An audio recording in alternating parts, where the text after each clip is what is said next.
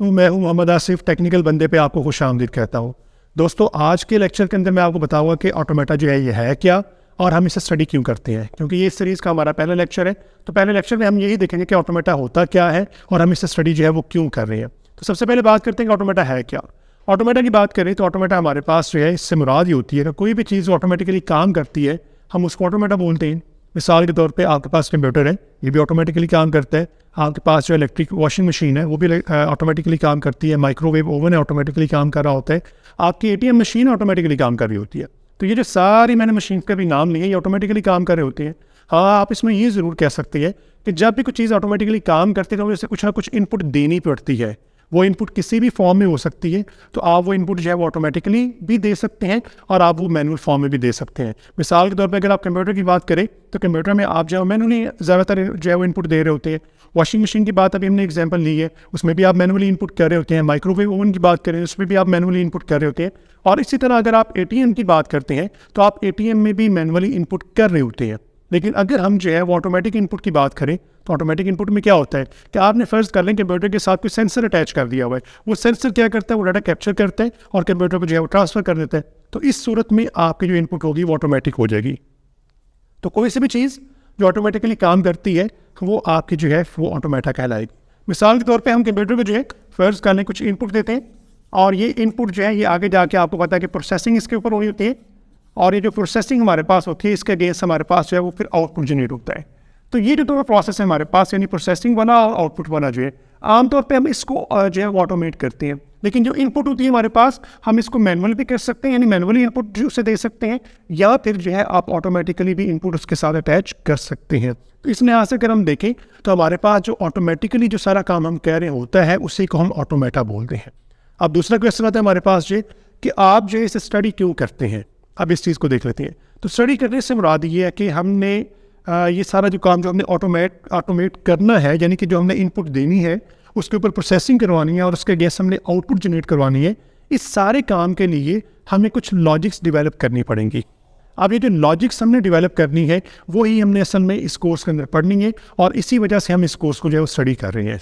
तो ये जो सारा कोर्स है इसके अंदर हम यही करेंगे कि हमने लॉजिक्स कैसे डेवलप करनी है। लेकिन लॉजिक्स डेवलप करने के साथ साथ हमने ये नहीं देखना कि वो हार्डवेयर्स कौन से होंगे जिनके ऊपर लॉजिक्स चलेंगी, वो कौन से कंप्यूटर्स होंगे जिनके ऊपर लॉजिक्स चलेंगी, वो कौन सी मशीन्स होंगी जिनके ऊपर लॉजिक्स चलेंगी। इसलिए इस कोर्स के अंदर हम क्या करेंगे, हम सिर्फ लॉजिक्स बिल्ड करना सीखेंगे। हम मशीन नहीं देखेंगे कौन सी मशीन के ऊपर जाके ये लॉजिक्स चलनी है। इसलिए ये कोर्स आपका जो है वो मशीन इंडिपेंडेंट है। तो आपको इसके ऊपर जो है ये देखने की ज़रूरत नहीं कि मशीन कौन सी होगी और किस तरह की मशीन के ऊपर ये लॉजिक चलनी है, इसकी बिल्कुल कतई ज़रूरत नहीं है।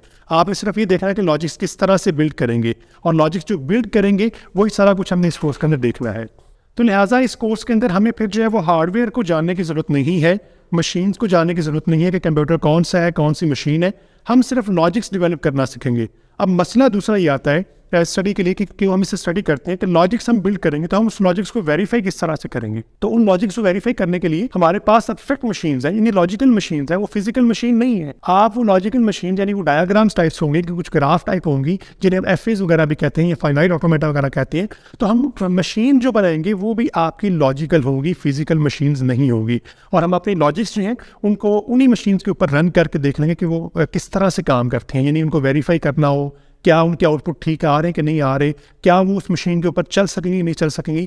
तो हमने जो मशीन्स यहाँ पे कंसिडर करनी है वो भी हमारी लॉजिकल मशीन होगी, यानी हम फिजिकल मशीन्स हार्डवेयर की बात नहीं करेंगे बल्कि हम जो है वो लॉजिकल मशीन्स और लॉजिक्स को बिल्ड करना सीखेंगे अपने इस कोर्स के अंदर जो है।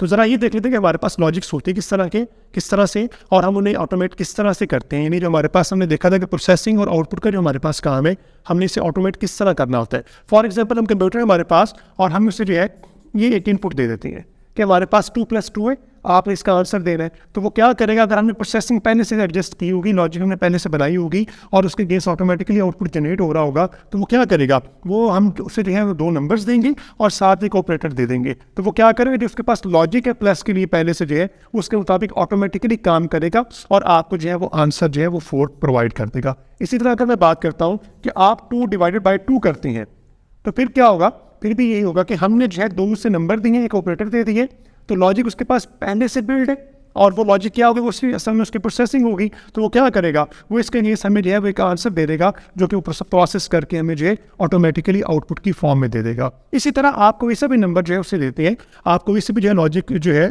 इनपुट आप उसे देते हैं, तो वो क्या करेगा, जो उसके पास पहले से लॉजिक बनी हुई है, यानी पहले से उसके पास प्रोसेसिंग का सारा प्रोसेस बना पड़ा हुआ है, वो उसके अगेंस्ट क्या करेगा, आपको ऑटोमेटिकली आउटपुट जनरेट करके दे देगा। तो यही सारा प्रोसेस है, इसको हम ऑटोमेटा बोलते हैं। तो हम अलबत्ता ये जो मैंने लॉजिक्स यहाँ पे बात की, ये तो बहुत हाई लेवल की लॉजिक्स है।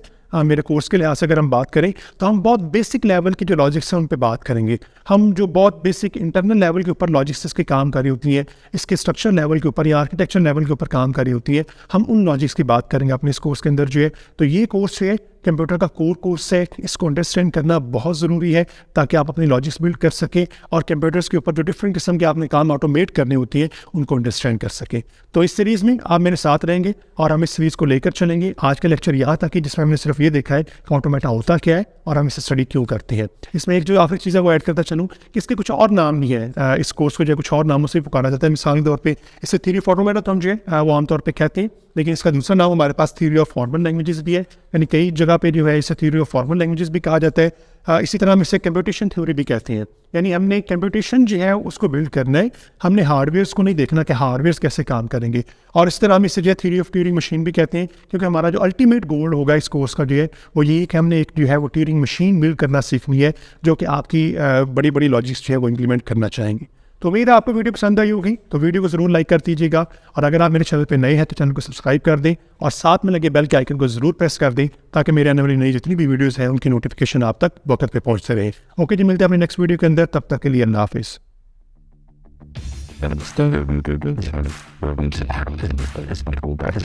Reviews I have had,